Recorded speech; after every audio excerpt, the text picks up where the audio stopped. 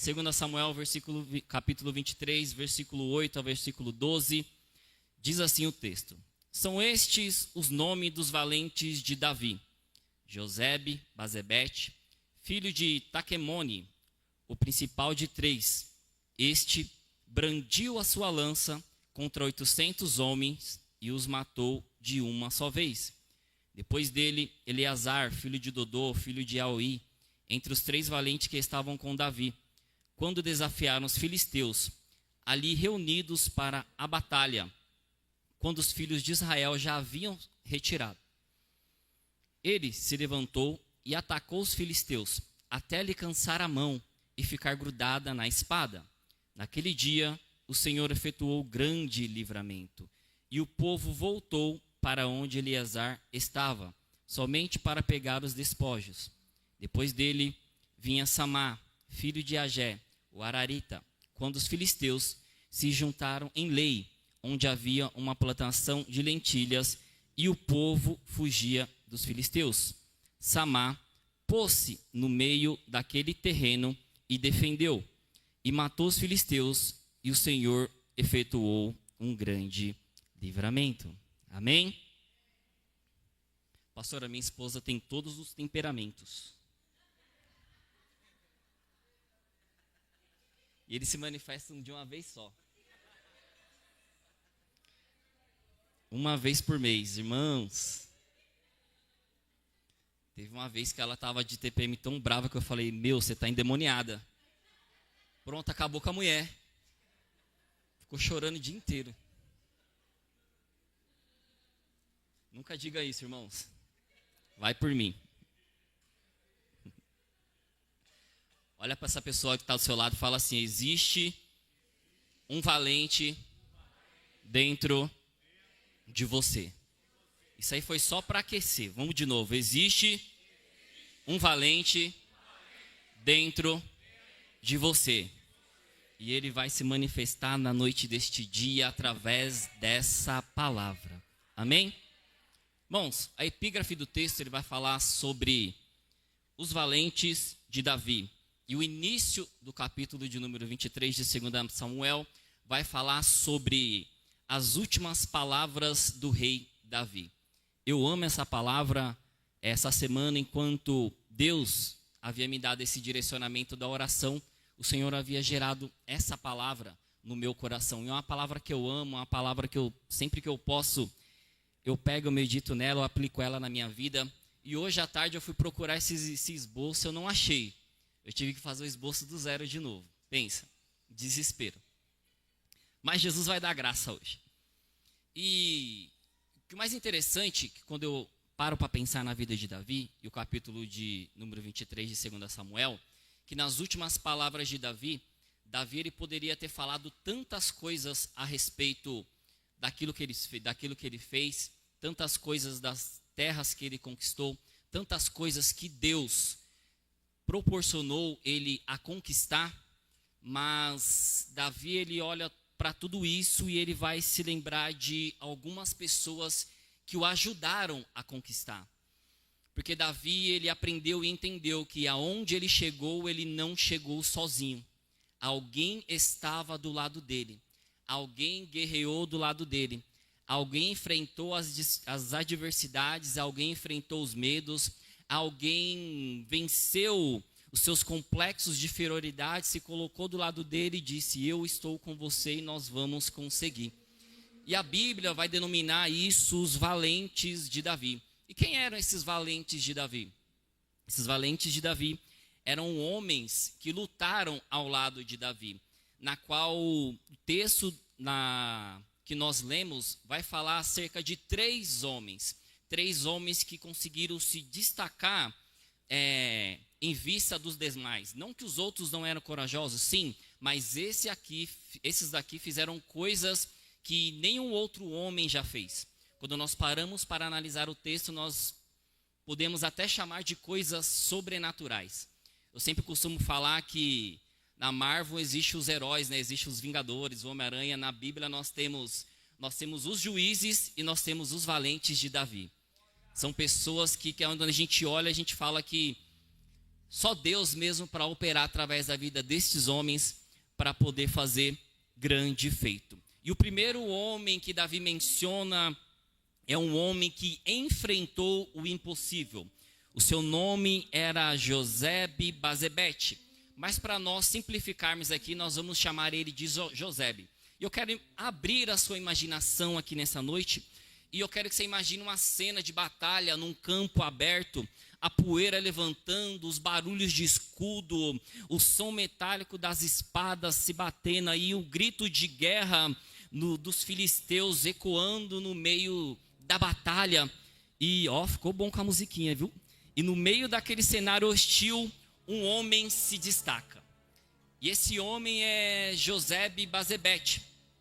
E o interessante é que ele não era apenas um soldado comum. Davi, o texto vai dizer que ele era chamado do principal entre os capitães, ou seja, ele tinha uma posição de liderança, ele tinha experiência. A posição que ele conseguiu conquistar foi conquistado com confiança. Mas o que eternizou o nome de Josebe-Basebete foi um momento específico. Este homem, ele levantou a sua lança contra 800 homens. Aqui a gente não está falando de um combate comum. Aqui a gente está falando de uma desproporção absurda. Um homem contra 800 guerreiros. Então, o texto ele não descreve ajuda, o texto não descreve reforço, o texto não descreve estratégia coletiva. Ele simplesmente se levantou e enfrentou 800 homens. Vale a gente enfatizar que a Bíblia ela não romantiza a guerra. A Bíblia ela registra a coragem que os guerreiros tiveram. Ou seja, esse número 800 não é apenas estatístico. Ele é um número que ele traz para nós um símbolo de impossibilidade humana. Nos dias de hoje é impossível um homem com uma lança enfrentar 800 e ainda vencer. Mas a minha Bíblia é clara a dizer que Josebe-Basebete se levantou no meio da guerra e que com sua lança ele matou 800 homens. Mas para a gente entender quem era um pouco desse homem, quem era Josebe, a gente precisa falar acerca um pouco da vida de Davi. A gente precisa lembrar quem era Davi. Quando a gente fala de Davi, antes de Davi ter um reino consolidado, havia um homem perseguido. Antes de haver um exército estruturado, havia um homem de um grupo improváveis. Ou seja, eram homens improváveis. Esses valentes aqui que Davi cita, eles não nasceram heróis. Eles foram formados no deserto. Aleluia. Eu sinto a presença de Deus. Esse nome Taquinomita que a gente leu aqui, talvez você não tenha prestado atenção, mas ele indica uma possível origem ligada à linhagem guerreira. Ou seja, Josebe ele não era amador. Sangue de guerreiro corria entre as suas veias. O período descrito dessa batalha era um período onde os filisteus, eles se levantaram contra Israel. Para quem não sabe, os filisteus é um inimigo histórico de Israel. Essas três batalhas que nós vamos enfatizar aqui, as três eram os filisteus se levantando contra Israel. Ou seja, eram inimigos históricos de Israel desde Saul até o próprio Sansão.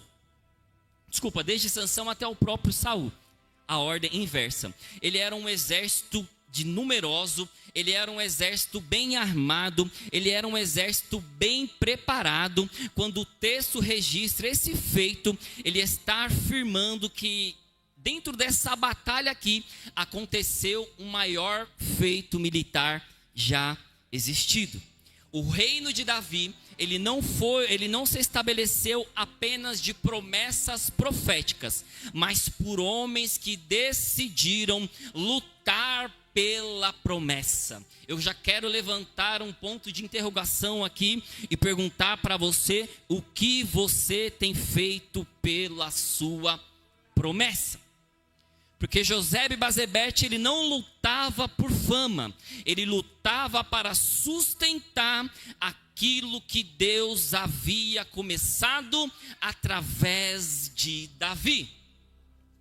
Para a gente começar a analisar isso aqui, 3 coisas que eu aprendo com José, 3 verdades espirituais poderosas que eu aprendo através da vida desse grande guerreiro. Primeiro, liderança, ela começa quando alguém decide se levantar.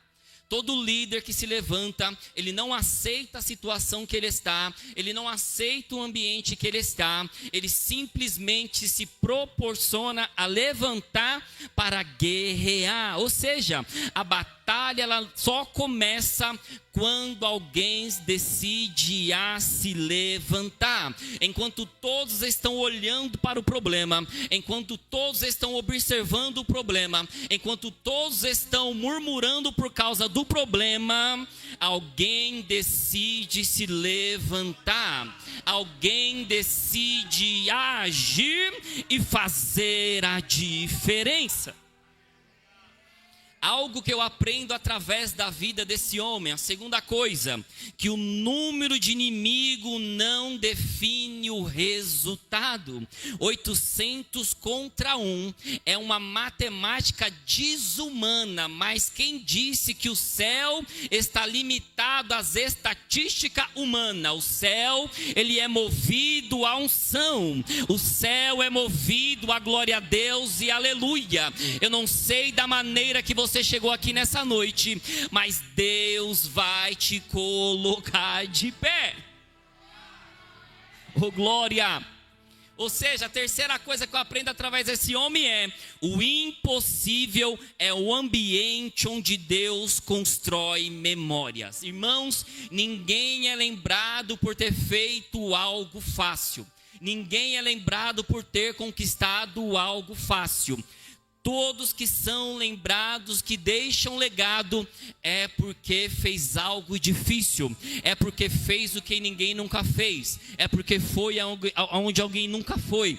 Essas pessoas, elas deixam legados, elas deixam memorial para nós. Ou seja, grandes feitos não nascem em cenários confortáveis. Por isso que muitas das vezes, quando Deus ele quer nos colocar em evidência, quando Deus ele quer nos apresentar, ele nos tira do cenário confortável e coloca a gente em um lugar não confortável, para que a gente possa, através das armas espirituais, batalhar e vencer, e o nome do Senhor ser glorificado. E qual que é a lição que eu tiro da vida desse homem? Primeiro, que todos nós temos 800 guerreiros em nossas vidas contra nós. Mas, irmão Diogo, esses 800 pode ser quem? Esses 800 pode ser uma crise familiar. Esses 800 pode ser um desafio ministerial. Esses 800 pode ser um chamado que parece grande demais. Esses 800 pode parecer uma responsabilidade muito grande. Esses 800 pode ser uma crise que você está passando lá no seu emprego. Esses 800 pode ser uma crise financeira. Esses 800 pode ser uma crise conjugal que você esteja passando. Mas a pergunta que eu faço para você na noite deste dia não é quantos são contra você. A pergunta que eu tenho para você é: você vai se levantar?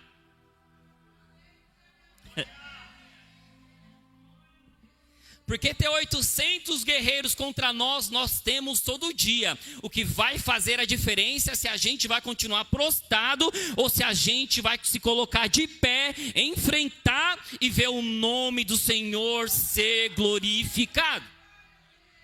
Porque há momento em nossas vidas que Deus fica esperando a gente se colocar de pé com uma lança na mão e dizer: eu não vou desistir, eu não vou parar, eu não vou recuar. Pode vir 800, pode vir 1000, pode vir 10.000. Se o Senhor estiver comigo, eu vou prevalecer e vou vencer.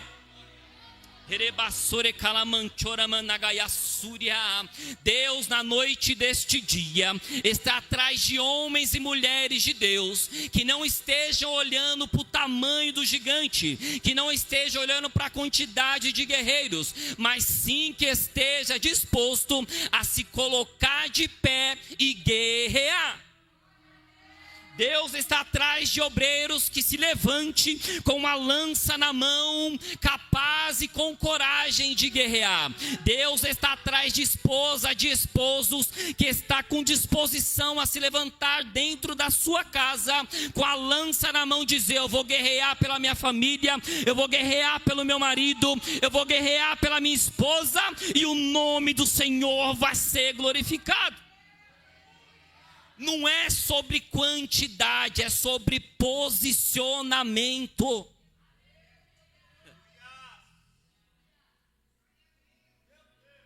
Estou sentindo Deus aqui, irmãos. Deus vai despertar o guerreiro que existe dentro de você. Deus vai despertar o valente que existe dentro de você. Você, na noite deste dia, vai sair daqui com coragem, valente, enfrentando qualquer demônio que passar na sua frente, porque você vai sair daqui convicto de que Deus é com você. Bora lá. E Davi, nos seus últimos dias, ele se lembra desse feito que esse homem, esse guerreiro fez. E ele não para por aí. E ele vai citar agora um segundo nome. E esse nome é Eleazar. Pensa num cara que eu amo, Eleazar. Tanto que o nome do Samuel era para ser Eleazar. Só que a Brena não deixou.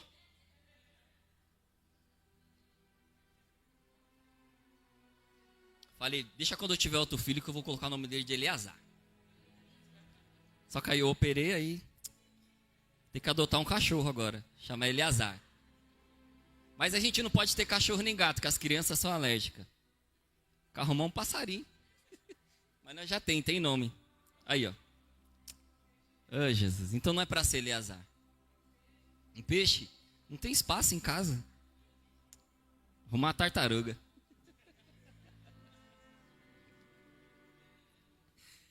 Eleazar. O nome Eleazar significa ajudado por Deus. E não é por menos. Eu convido você de novo aí a imaginar comigo um cenário de guerra. Agora imagine, os filisteus, novamente, pensa no povo tribuloso, eram os filisteus, irmão. Se levantava direto contra o povo de Israel. Agora eles se levantam novamente. As tropas estão organizadas. Os armamentos são pesados. Em números eles são maiores. Davi está presente na guerra. Davi está só olhando. Ou seja, a tensão dos guerreiros já fica ali meio que com medo. Aí o exército de Davi olha para aquela multidão de filisteus que estão na frente dele. E o texto, ele diz algo que é impactante. O texto vai dizer que retiraram-se os homens de Israel. Não foi estratégia de guerra, foi medo. O medo daqueles homens, dos filisteus, fez o exército de Israel recuar. E a gente pode imaginar aqui o som dos passos dos guerreiros voltando, os escudos sendo baixados, aqueles olhares se desviando. Mas no meio dessa cena triste, existe um que permanece de pé no campo de batalha. E o nome dele é Eliezer. Ele não corre, ele não negocia, ele não espera reforço. Ele simplesmente se levanta e não sai do lugar. Irmãos, eu amo essa história. Aleluia. A batalha começa. espada contra espada, sangue, suor, aquele desgaste físico. Mas o texto diz que Eleazar, ele lutou até que a mão dele ficou cansada. E a Bíblia vai falar algo ainda mais profundo. Vai falar que a sua mão ficou pegada à espada. A vontade dele de vencer era tão grande que a espada grudou na mão dele. Flávio Joséfo vai dizer que ele segurava a espada com tanta força que deu uma cãibra na mão dele, e essa cãibra não permitia que ele largasse a espada. Há outros que dizem que a espada grudou na mão dele, de tanto sangue que havia em torno da mão dele, criou um coágulo, e aquele não deixava a espada se soltar da mão dele. Eu não sei o que aconteceu, mas a Bíblia é clara em dizer que ele não largou a espada. Não era apenas mais uma decisão, era uma convicção. Ele sabia, o que ele tinha dentro dele era: eu preciso vencer. Ele não estava apenas segurando a espada, irmãos, ele se fundiu com a espada. E isso aqui, irmãos, chama muito a minha atenção, porque lá de cima, Deus, ele olha para Eleazar guerreando, e a palavra de Deus vai dizer que o Senhor efetuou um grande livramento.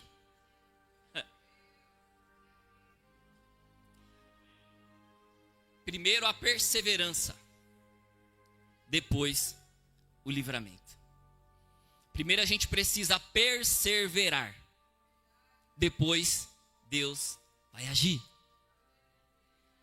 E esse nome Eleazar, como eu disse, ele significa Deus ajudou ou ajudado por Deus. Samuel significa Deus ouvido por Deus. Samuel, quase. É que Samuel é ouvido, Eleazar é ajudado. Só aí, o nome dele já carrega um simbolismo poderoso, porque é uma pessoa em que Deus ajuda. Israel está guerreando contra os filisteus. E agora, sobre o reinado de Davi, Deus está ajudando Davi a consolidar todo o seu território que ele havia prometido. Mas consolidar uma promessa, correr atrás de uma promessa, ver a promessa se realizar, isso existe resistência. E nem todos estão preparados para essa resistência que a gente precisa aplicar para ver as promessas de Deus se cumprir em nossas vidas. Então esse episódio aqui, ele revela algo importante sobre o reino. Nem sempre a ameaça ela vem quando nós estamos fracos. Porque Davi aqui não estava fraco. Davi e o seu exército já estava fortalecido e estabelecido. Ou seja, muitas das vezes as batalhas elas vão vir quando nós estamos estabelecidos, quando nós estamos fortes, quando nós estamos na brecha. Irmãos, pensa no povo que passa por prova é crente. A gente entra numa prova, sai da prova e já entra em outra prova. Parece até que tem uma lista de chamada para as provas. Algo que eu aprendo mais nessa batalha de Eleazar: nem todos que começam uma batalha permanecem nela. E Eleazar, por causa disso, ele se torna símbolo de um dos remanescentes de Israel. Então, quando nós analisamos esse texto aqui, a gente vê 3 princípios espirituais. Primeiro, a maior prova não é começar, a maior prova é continuar. Começar, todo mundo começa, o difícil é terminar. Todo mundo entra numa academia, fica 1, 2 dias. O difícil é você ter uma constância em continuar na academia. Todo mundo entra numa faculdade, o difícil é você terminar a faculdade. Todo mundo entra num propósito de oração, mas o difícil é você continuar no propósito de oração. Muitos se apresentam no início, mas poucos permanecem quando o ambiente muda.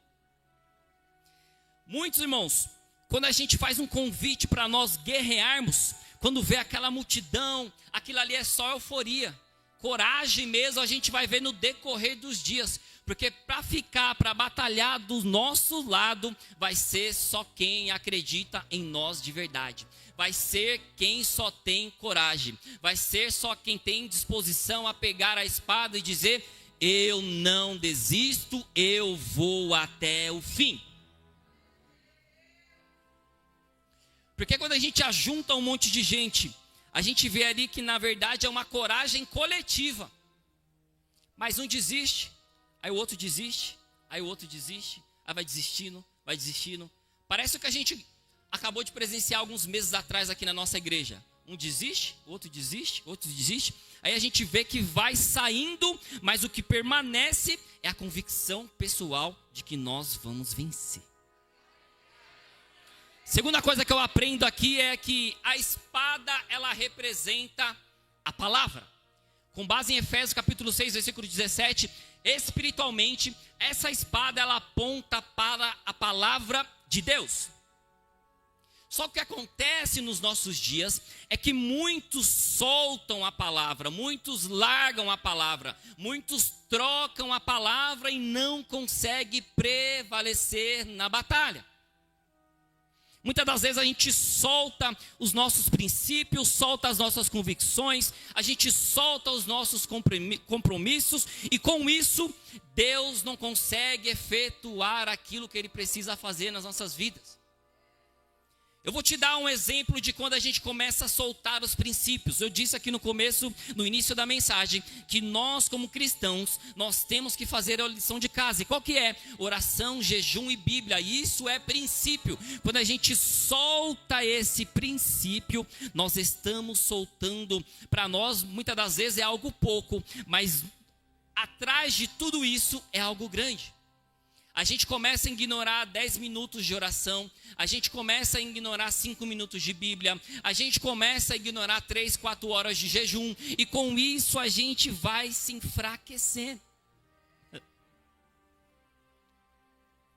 E Eleazar, ele nos ensina que a gente só vai conseguir vencer as batalhas que vêm contra as nossas vidas se a gente não largar a espada. A gente precisa agarrar a espada, a gente precisa se firmar na palavra. A palavra ainda cura, a palavra ainda transforma, a palavra ainda liberta, a palavra ainda coloca de pé, a palavra ainda nos dá força, nos dá ânimo, tira a tristeza. A palavra ainda é lâmpada para os nossos pés e luz para os nossos caminhos. É por isso que nós pegamos tão pesado com os cultos de ensino e com a escola bíblica dominical. Porque um crente que não é enraizado na palavra é um crente morto, é um crente que é levado pelo vento. Qualquer vento de doutrina que sopra, esse crente fica abalado.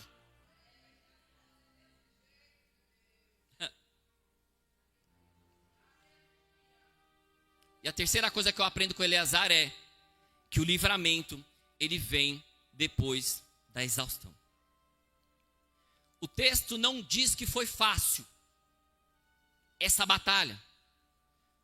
A Bíblia vai dizer que ele se cansou. Mas o livramento de Deus veio no limite. Porque enquanto está fácil para nós, Deus não vai fazer nada. Enquanto a gente pode fazer, Deus não vai se mover. Enquanto a gente pode agir, Deus não vai se levantar do lugar. Agora quando a gente chega no limite, aí Deus fala, agora eu entro. Porque é no limite que o impossível acontece. É por isso que você não pode desistir de orar pela sua família. É por isso que você não pode desistir de batalhar pelos seus filhos. É por isso que você não pode desistir do seu casamento, da sua chamada, do seu emprego. É porque quando você chega no limite, Deus vai começar a agir através da sua vida. Eu sei que não é fácil chegar no limite, mas é no limite que Deus vai começar a agir. Muitas das vezes Deus só vai agir na nossa vida quando a gente chega no extremo. Quando a gente olha para a situação e fala, Deus, não dá mais. Quando a gente olha e fala, Deus, eu não aguento. Aí sim Deus vem e fala, opa, agora é comigo.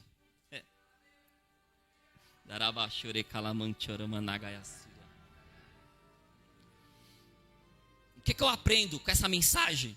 Para a gente aplicar nas nossas vidas aqui nessa noite. Talvez hoje, aqui na noite deste dia, tenha alguém que está lutando sozinho. Talvez alguém tenha desistido, outros se esfriaram, alguns retrocederam. Mas, mesmo assim, Deus está olhando para aqueles que permanecem. Talvez você tenha entrado aqui na noite desse dia cansado, procurando uma palavra de Deus, e a palavra de Deus que eu tenho para você é: não desista. Você não está sozinho. Talvez quem estava do seu lado não está mais. Talvez quem disse que ia orar com você não está orando mais. Talvez quem disse que ia buscar com você não está buscando mais. Mas você não pode desistir.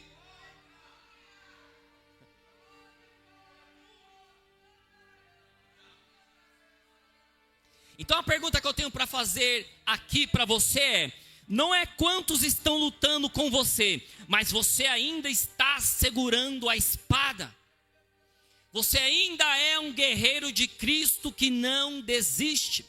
Você ainda está segurando a espada, você ainda não largou a espada. Você ainda tem confiança na espada. Você ainda está lutando com a espada que Jesus te deu, ou você já jogou tudo pro alto e disse: eu não consigo?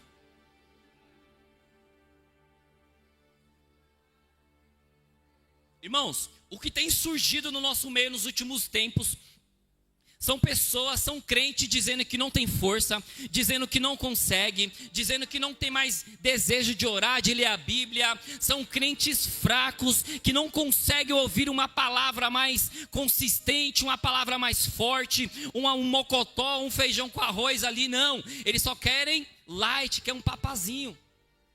Mas Jesus, ele não conta com os fracos. Jesus, ele conta com os fortes.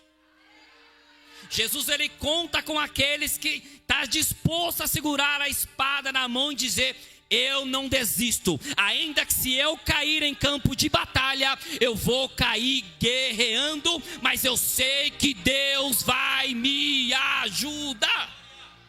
Erebassore calamanchora managaya surya. Talvez a sua mão esteja cansada aqui nessa noite. Talvez você já não sabe mais como orar, como buscar, como pedir. Mas eu tenho uma palavra de Deus para alegrar o seu coração. Não largue a espada.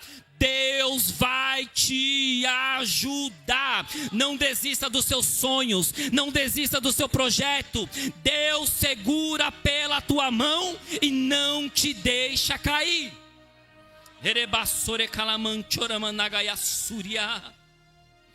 Aleluia, Jesus. Deus está aqui nessa noite, irmãos. Há uma graça de Deus pairando sobre nós. O Espírito Santo de Deus está nos fortalecendo nessa noite. O livramento, ele não vem para quem foge, ele vem para quem permanece. Fugir é fácil, ficar no meio da batalha é difícil. Terceiro, para a gente finalizar, Samar, o homem que defendeu um campo de lentilha. Esse aqui é brabo, macho. Vamos lá, imagina essa cena comigo. Não é um campo estratégico, não é uma fortaleza, não é Jerusalém nem um palácio. É um campo de lentilha. Alguém já viu campo de lentilha? Também nunca vi. É uma plantação simples. Ele é um alimento básico. Ele era um sustento aí cotidiano para o povo de Israel. E novamente o texto diz que o padrão se repete. O povo fugiu. O medo coletivo, o abandono, o terreno fica exposto. Mas a palavra de Deus vai dizer que tem um que ficou no meio do campo de lentilha. E quem era? Samar. Ele não corre, ele não considera aquele campo de lentilha pequeno demais. Ele não pensa, não vale a pena lutar por isso. O texto diz que ele se pôs no meio daquele terreno.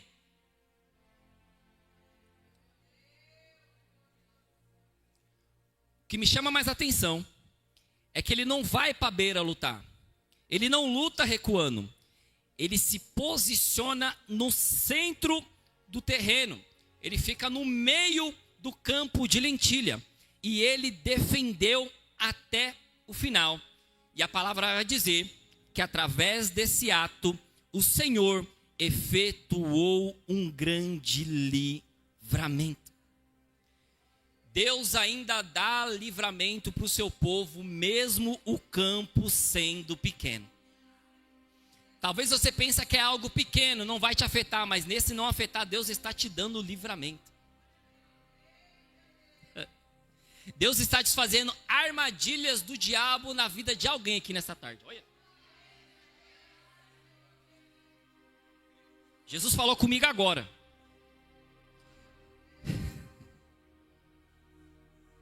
Quando o diabo ele quer pegar uma pessoa, ele quer fazer uma arruaça na vida da pessoa, ele não vem com tudo. Ele vem devagarzinho, sapatinho de algodão. Olha isso. E é nesse sapatinho de algodão que o crente sem vigilância acaba caindo nas armadilhas de Satanás.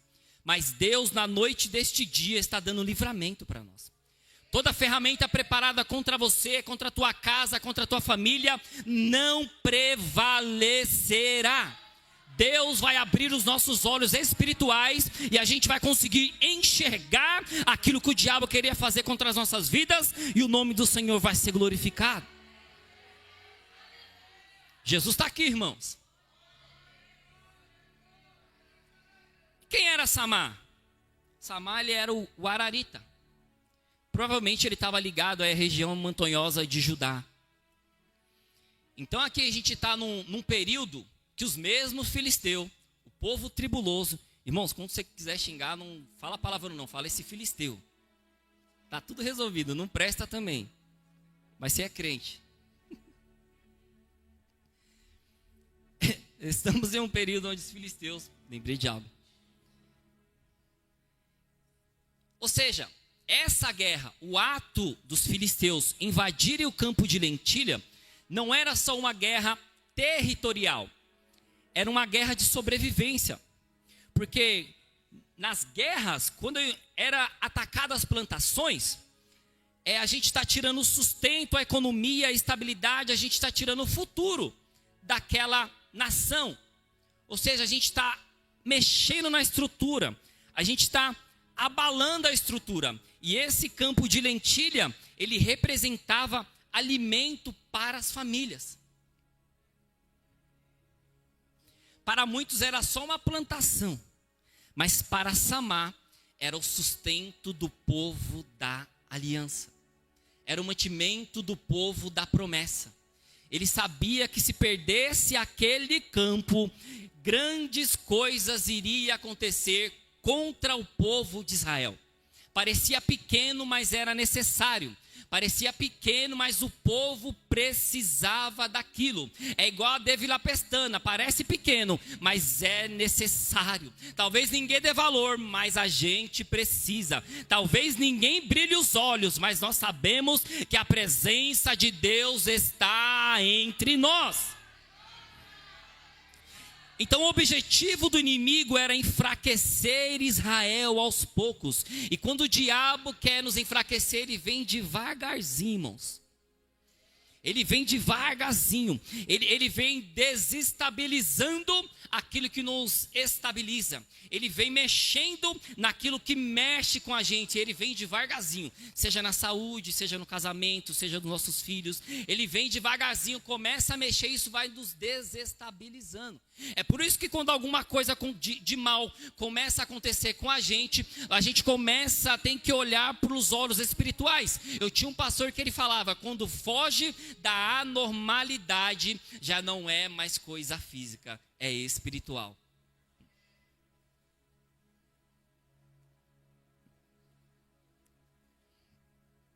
Nem toda batalha que a gente passa, irmãos, é por visibilidade. Nem todo mundo que está lutando porque quer ser visto. Muitas das vezes é uma questão de sobrevivência. Porque muitas das vezes quando a gente se levanta para fazer algo, ou alguém se levanta para fazer algo, a primeira pessoa que alguém fala é não, quer se aparecer, quer se exibir, tratar de cargo. Não, irmãos, é sobrevivência. Porque aquela pessoa entendeu a importância daquele trabalho, a importância daquela ação que ela precisa fazer. Muitas das vezes o que falta no nosso meio é a visão espiritual, é passar a enxergar as coisas pelo um outro lado, um outro ponto de vista. Muitas das vezes a gente só olha pelo carnal e esquece o espiritual. Mas, irmão Diogo, você está espiritualizando tudo? Não, eu estou falando que quando foge da anormalidade, aí já é espiritual. Uma pessoa ficar doente uma vez ou outra, beleza. Agora, uma pessoa ficar doente toda semana, isso já foge da anormalidade. Uma discussão ou outra dentro de casa, até que vai. Mas discussão todo dia já foge da anormalidade. Não é normal. E quando foge da anormalidade, nós temos que correr para o espiritual. Então, através da vida de Samar, tem 3 grandes verdades que eu também aprendo aqui, que nós como igreja, nós precisamos aprender e praticar. Primeiro, o inimigo ataca o que te sustenta. O inimigo vai atacar não apenas o altar, o inimigo vai atacar também os irmãos que estão na igreja. Ou seja, o inimigo, quando ele quer atacar a igreja, ele não vai atacar somente o altar. Ele vai atacar você, vai atacar sua família, vai atacar o seu sustento, vai atacar sua vida cotidiana, vai te tirar de uma constância espiritual. O inimigo, ele vai vir desestabilizando os irmãos até chegar no altar. E muitas das vezes a gente está com os olhos vendados e não consegue enxergar isso. É por isso que a gente precisa se levantar em oração, se levantar em jejum, se levantar na palavra, para a gente expulsar esse demônio do nosso meio e mostrar para o diabo que as portas do inferno não prevalecerá contra a igreja do Senhor.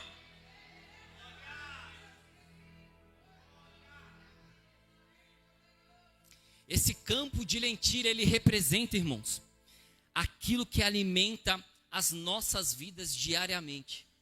Aquilo que alimenta a sua vida diariamente. Nós não podemos deixar Satanás tocar no nosso campo de lentilha. Nós não podemos deixar Satanás tocar na nossa família. Nós não podemos deixar Satanás tocar naquilo que é nosso. É por isso que na noite deste dia, Deus está nos trazendo, nos revelando essa palavra, para que você possa se levantar como um guerreiro, para que você possa se levantar como um valente, chegar na sua casa e dizer: aqui não, Satanás, até hoje você reinou, a partir de hoje é Jesus que reina dentro dessa casa.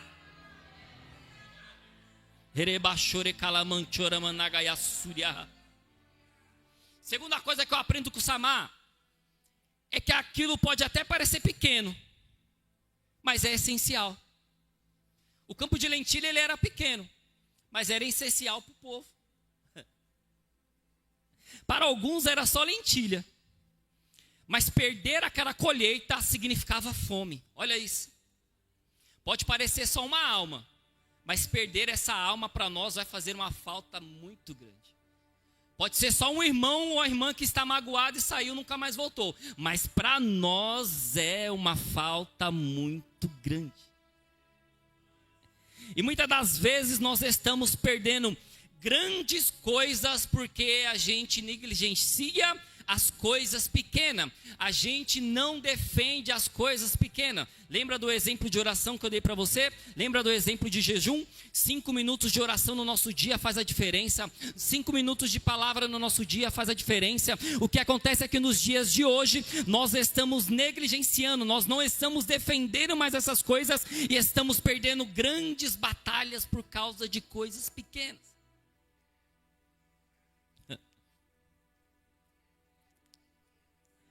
Samar, ele nos ensina que nenhuma batalha é insignificante. Por mais pequeno que seja, nós precisamos batalhar e com diligência, nós precisamos batalhar com coragem, nós precisamos batalhar com força, porque Deus vai nos ajudar.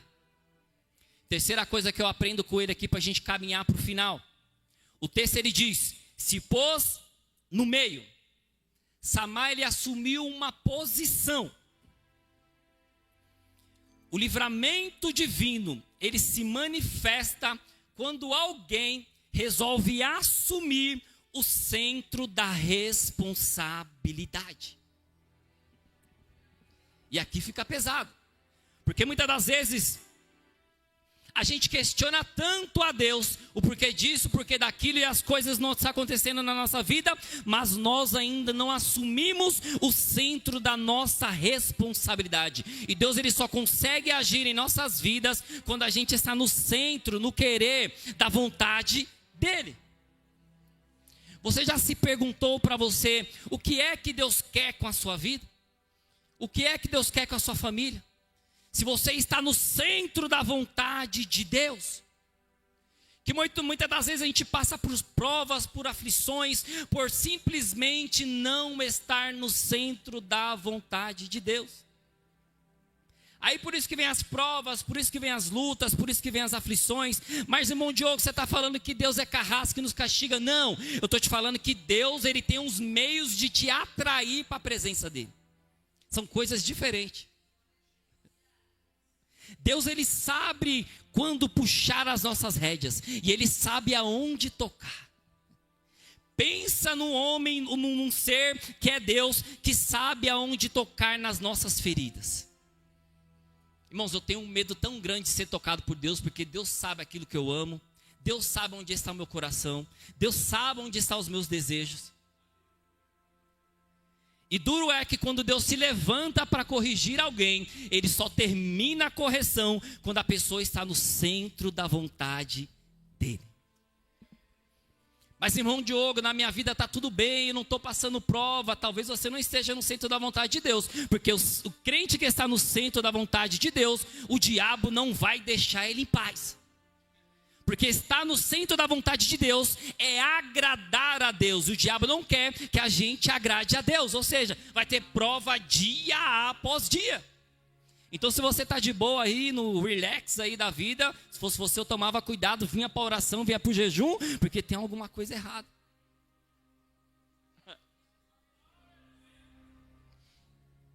Qual que é essa aplicação aqui? Sobre o campo de lentilha. Qual será que é o nosso campo de lentilha hoje? O que a gente tem que se defender? Será que é seu casamento? Será que são seus filhos? Será que é o seu ministério? Será que é a sua santidade? Será que é a sua vida devocional com Deus? Qual que é o seu campo de lentilha aqui nessa noite? O que é que você precisa defender? O que é que você precisa se colocar no meio, se colocar no centro, para que Deus possa dar a vitória para você? Irmão Diogo, está difícil, eu sei. Talvez ninguém esteja lutando do seu lado e isso é normal. Talvez outros tenham fugido. Mas Deus, na noite deste dia, Ele está procurando alguém disposto a se colocar de pé no meio do campo. E o que eu falo não é sobre palco, não é sobre reconhecimento, é sobre proteção daquilo que sustenta o povo, é sobre você, é sobre o seu ministério, sobre sua casa, sobre a sua família, é sobre aquilo que é importante para você. E o mais interessante é que esse texto ele termina igual aos outros. E o Senhor efetuou um grande livramento.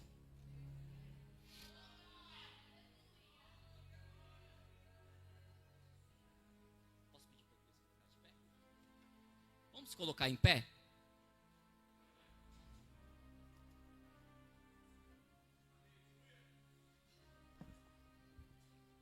Para a gente concluir.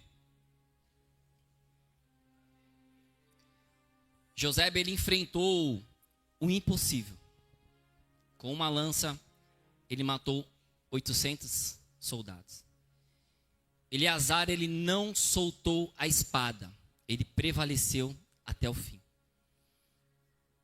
Samar, ele se colocou no meio e ele defendeu aquilo que era essencial. 3 homens, 3 batalhas e o mesmo resultado. O Senhor efetuou um grande livramento. E o Senhor efetuou um grande livramento. E o Senhor efetuou um grande livramento.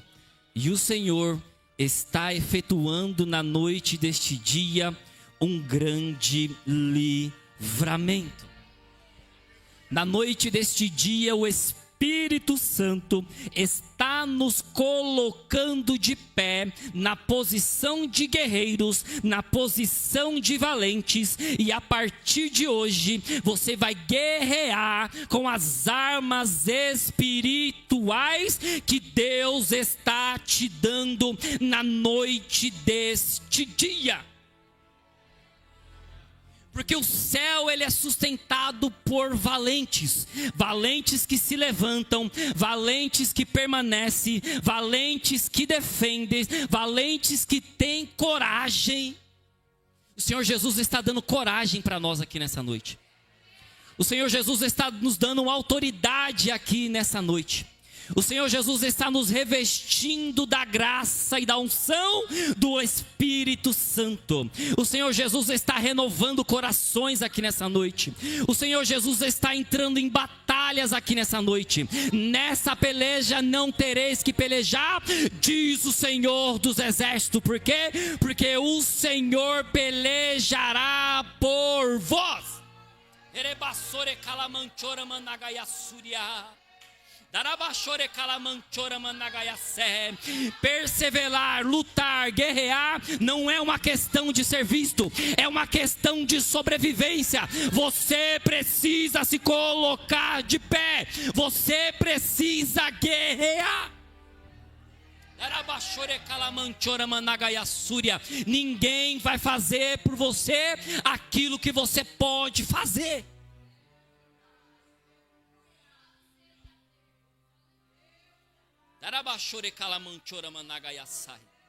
Sabe o que eu estou vendo aqui, pastor? Eu estou vendo corrente sendo quebrada no meio da igreja. Tudo aquilo que estava amarrado, que está preso, eu vejo sendo quebrado na noite deste dia. Nenhum mal nos sucederá, nem praga nenhuma chegará na nossa casa, porque na noite deste dia Deus está se levantando em favor da Débila Pestana e está transformando, está libertando, está tirando as cadeias e nos colocando de pé. Deixa eu ver onde estão os guerreiros de Jesus. Deixa eu ver. Agora nós vamos guerrear.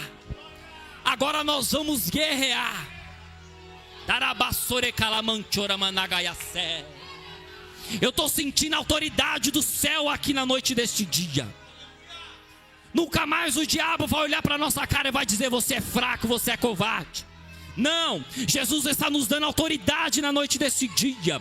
Você vai chegar na sua casa e vai profetizar. Você vai colocar a mão na cabeça do seu marido e vai profetizar. Você vai colocar a mão na cabeça do seu filho e vai profetizar. Porque a autoridade de Deus está sobre a sua vida.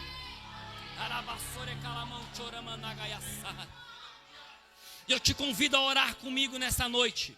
Mas uma oração de fé, uma oração de guerreiros, que não desiste, que sabe que Deus está contigo na batalha. E nessa oração você vai apresentar as suas batalhas, nessa oração você vai apresentar as suas guerras. E nós temos certeza que através da oração, Deus vai efetuar um grande livramento. Vamos orar. Deus, em nome de Jesus, a tua palavra foi pregada na noite deste dia. E nós aprendemos, ó Deus, na noite deste dia, que o Senhor deu grande livramento para o povo de Israel, através de homens que decidiram fazer a diferença, homens que se colocaram no meio da batalha, homens que defenderam aquilo que era seu, homens que não desistiram, homens que foram revestidos do teu poder, e que o Senhor deu grande livramento. Senhor, nessa noite a tua igreja está orando, há valentes orando aqui nessa noite, há guerreiros orando aqui nessa noite, há guerreiras orando aqui nessa noite, e o nosso pedido a ti é, ó Deus, faça um grande livramento no nosso meio, vai visitando, meu Deus, a nossa parentela, vai visitando a nossa casa, vai visitando o nosso emprego, aonde houver uma guerra travada, da qual nós chegamos no limite, nós te pedimos, ó Deus, efetua um grande livramento, dá vitória para o seu povo. Alabassore calamanchora managaya suria, darabadagaya sore calamanchora managaya sai, darabachore calamanchora managaya suria. Deus está nos revestindo da tua graça na noite deste dia.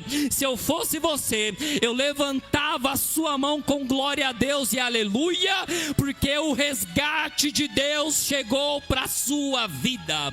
Aleluia, o socorro de Deus chegou para a sua vida, e nesta peleja o Senhor pelejará por você. Alabassore calamanchora managaya suria.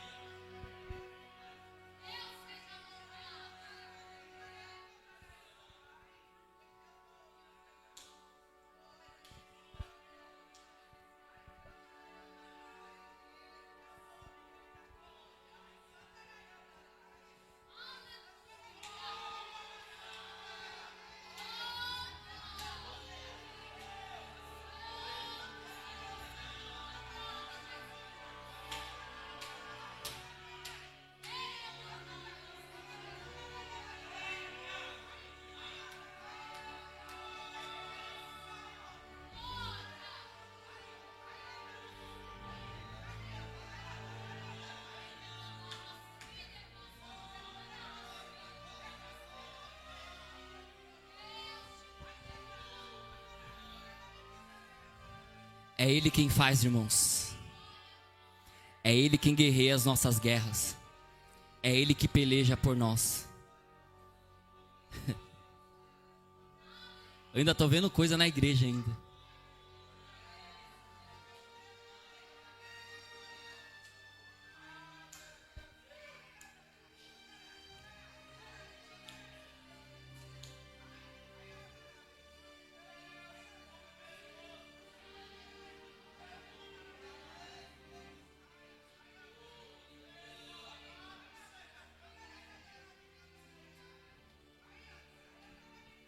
Eu quero fazer uma oração especial nessa noite. Eu estou sentindo a autoridade de Deus. Todos os irmãos que estão com causa impossível, que você já orou, você já pelejou e você não vê solução, vem aqui na frente. Mas vem com fé.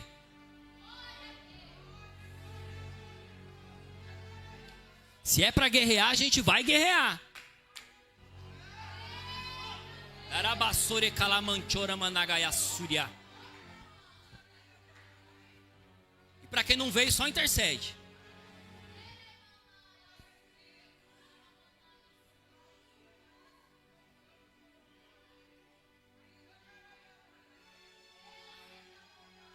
Tem mais alguém? Irmãos, eu creio no poder da oração.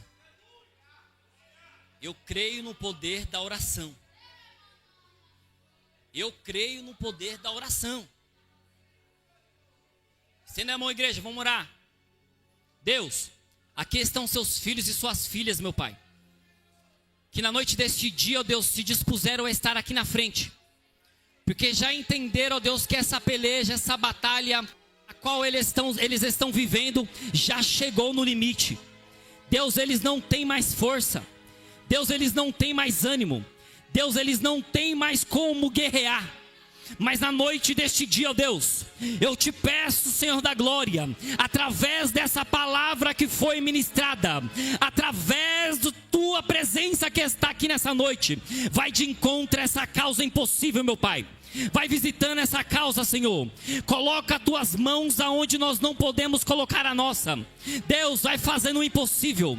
Vai confundindo a medicina, Senhor. Aonde houver uma enfermidade aqui na noite deste dia, eu dou uma ordem para que saia agora em nome de Jesus. Toda enfermidade alojada, eu dou uma ordem que saia agora em nome de Jesus. Deus, se essa causa impossível, Pai, está vindo de alguma parte, de obra de macumbaria e de bruxaria, em nome de Jesus, nós damos uma ordem na noite deste dia, que toda obra de macumbaria e bruxaria, tudo aquilo que foi apresentado nas cachoeiras, na encruzilhada, enterrado no cemitério, nós repreendemos na noite deste dia, pelo poder que há no nome de Jesus. Nós neutralizamos toda palavra contrária e tudo aquilo que o adversário lançou, nós estamos repreendendo em nome de Jesus. Eu profetizo restituição, eu profetizo causa ganha, eu profetizo cura, eu profetizo libertação, eu profetizo, ó Deus, restituição em nome de Jesus. Creia, nós vamos contar o testemunho. O inferno não vai rir de nós, não. Se riu foi até hoje. A partir de hoje, Deus vai pelejar em nosso favor.